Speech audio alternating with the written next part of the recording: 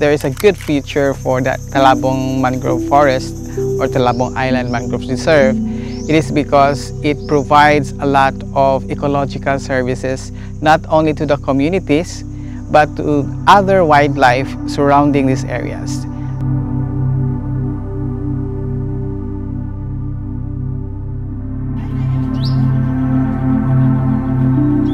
What we did for the past 3 days, we divided the entire team of our youth organization in Foundation University to work on specific taxa to evaluate and assess the biodiversity here on the island. We stayed on the island, we camped, and then we enjoyed the serenity of the island, but at the same time the harshness of the insect bites from our sandflies. And so with that, we're so excited to brought you in the beautiful integrity of the island from its wildlife itself.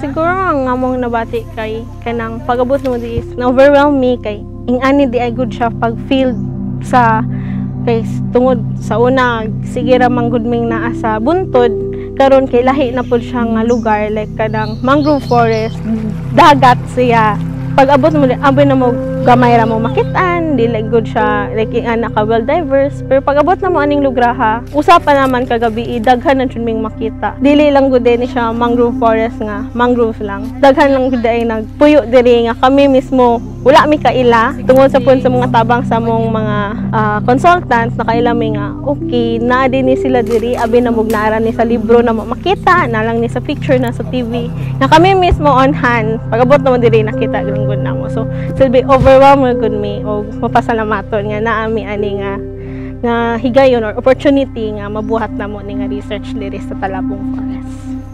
Sige, kuhain ninyo og kuan diri PH. PH. Sa total long press sa times. Dili sa konti. Sige ma'am. We are so grateful for the support of the Foundation for the Philippine Environment by providing the technical knowledge and expertise of this youth organization in Foundation University.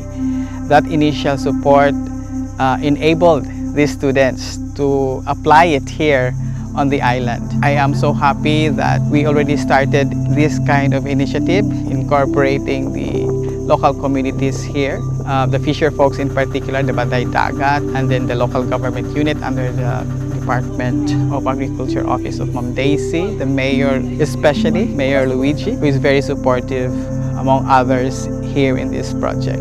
Ang nakatungod ani nga nakapahigayon siya may og study diri or research diri sa lugraha is tungod sa security bank sa communities for nature and sa oceanos kung dili tungod nila dili pud mi naa diri karon o dili pud mi makakita kung unsa ka diverse ang Talabong Mangrove Forest diri sa Bais. So magtan kayong sana.